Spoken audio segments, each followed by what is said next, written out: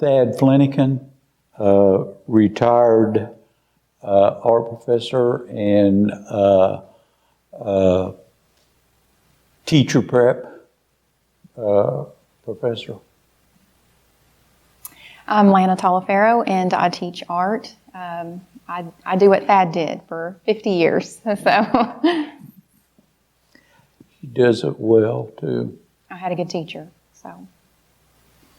So tell us about your connection to NPC and where did your journey begin here?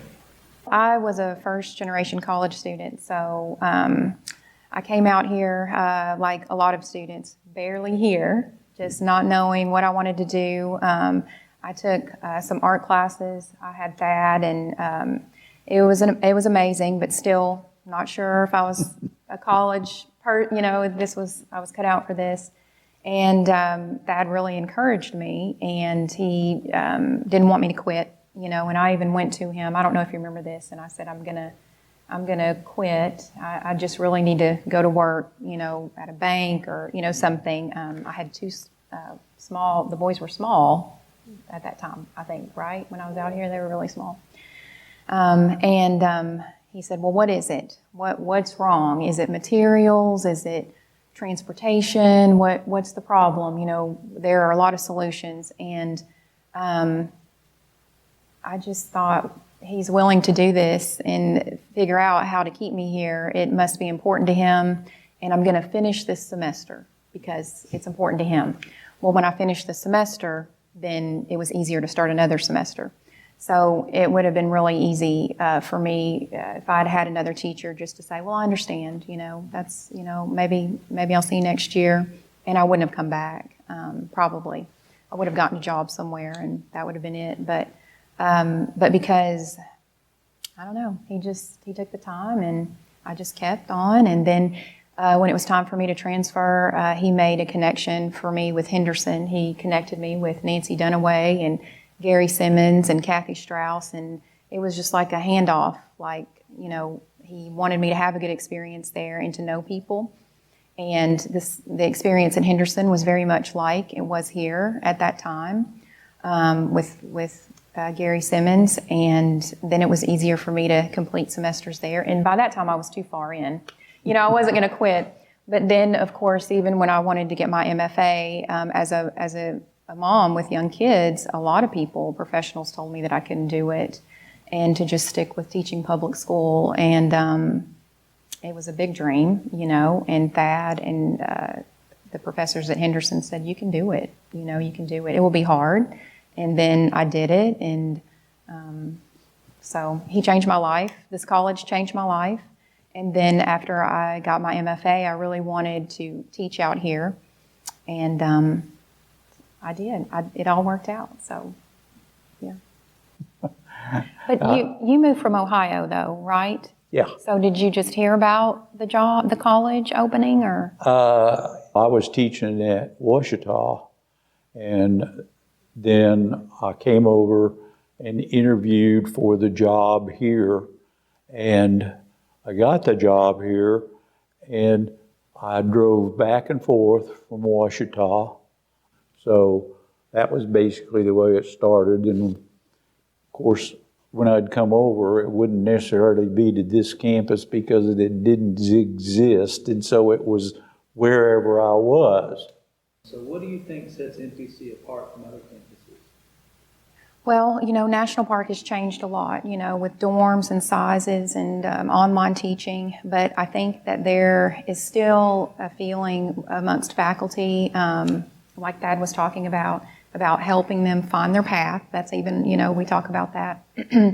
So we do kind of still bring them in and dust them off and help them, figure out financial aid and what they might want to do. It's just a lot bigger. And so I think that we have so much now, so many 2+2 agreements and facilities. The campus is beautiful. And then we're still holding on to that small community college connection, the way we communicate and teach.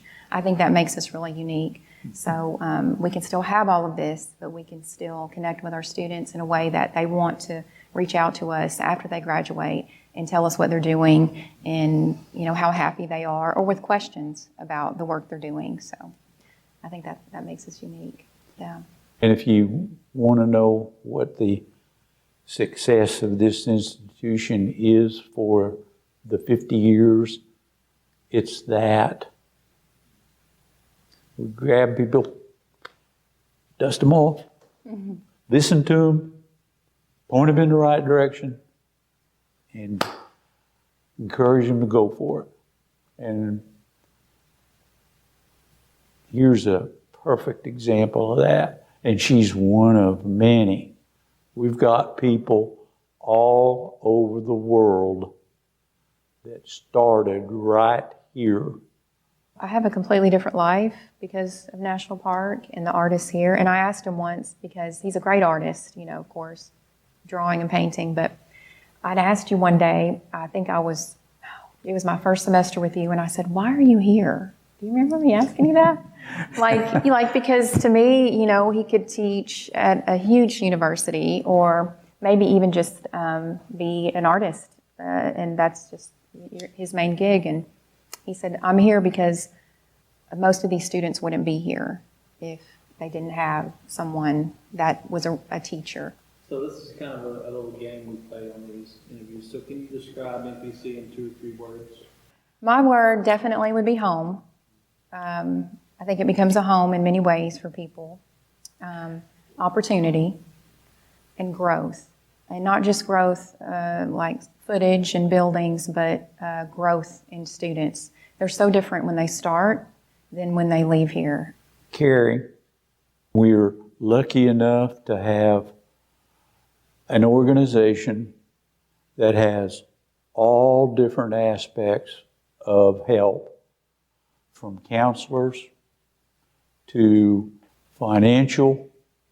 All different aspects are available right here on the campus. What are some of the changes that you've witnessed over your time here? We don't have as many non-traditional older students, I feel like. And the students, we have dorms now, so there's a younger group, definitely. But I also think it's because high schools are really talking to their students about financial aid and making the connection with us. So they'll bring their students out. We have career day and, you know, all of that, where we connect them before they graduate so they feel comfortable coming out. So I think that's a big difference. Online teaching, of course, I mean, that wasn't around. So online studies and the dorms, athletics are different. They're bringing a different student out here. Yeah, just a different feel. When we moved out here, every faculty member that was hired, every administrator that was hired, all were the movers. They used their vehicles. Mm-hmm. It was a unified event. I can look at the model stands. I can look at those cabarets. I can look at all those kind of things, and I know that the maintenance people built those. They built the tables. They built all of the pottery furniture that was needed to work with the clay, all that kind of stuff.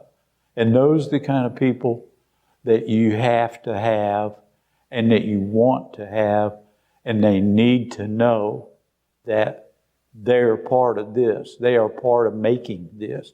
It's important. Everybody has an important job, and when you move together, when you bring everything, you carry everything, you move it, you understand the significance of that move and the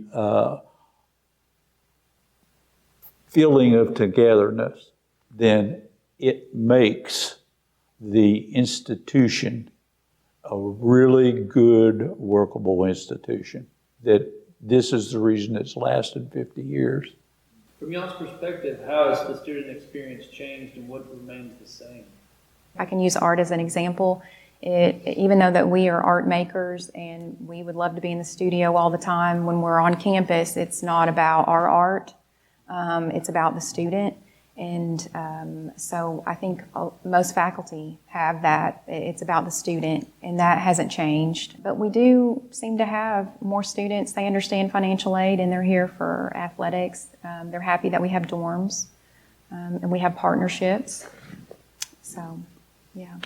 I had time to walk around and look at the various classrooms that I had been in for numbers of years.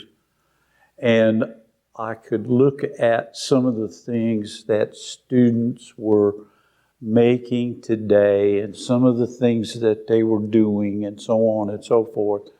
And it brought back a lot of memories to me that even though it's been 50 years now, the kids that are going through now are doing things that the kids did when I started. So what are some of your earliest memories of college? When I was in high school, we would come out to the college and we would go to the gym. And in high school, and I graduated with Thad's daughter, Tess. So we both graduated in 92.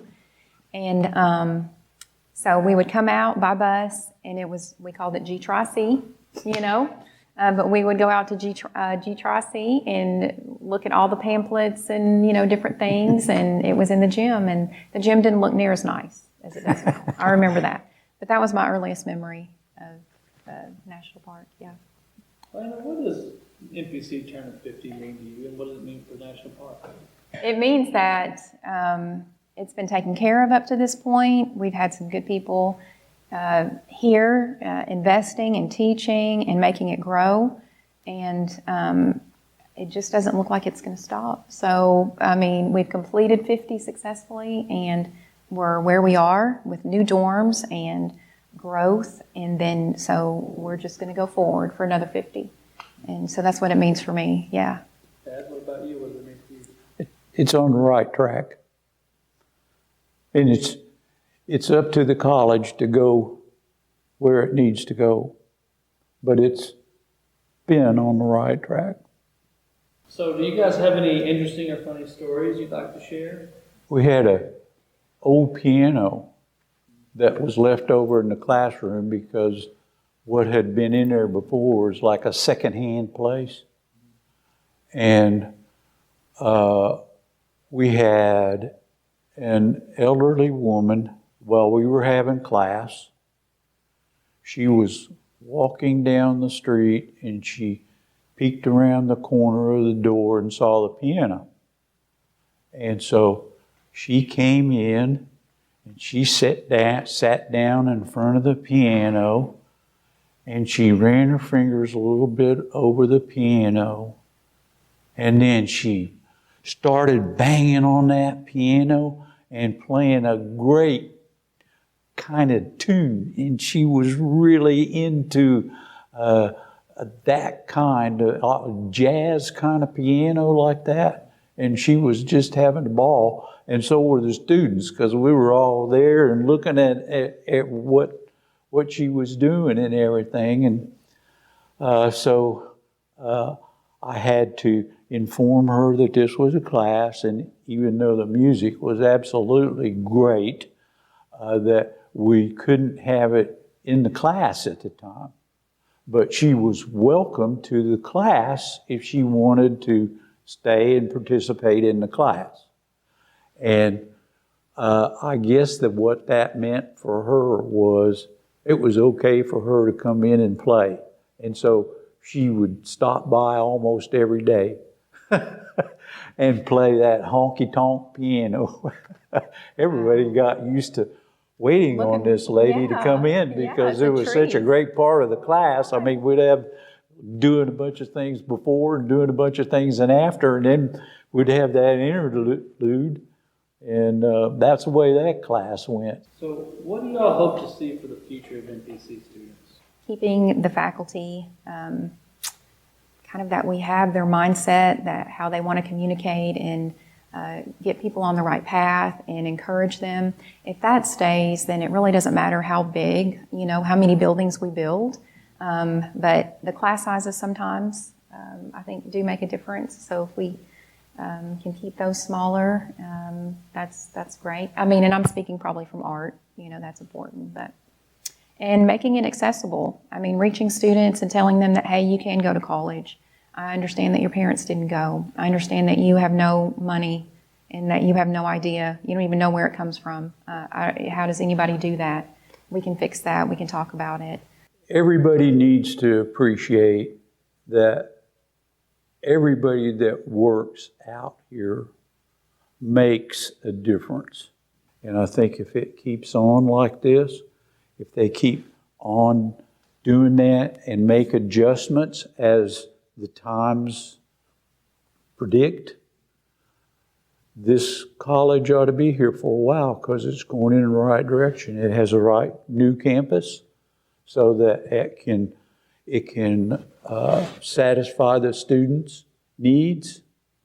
It's hooking up with other colleges so that people can get a continuing education without having to travel and be gone so long.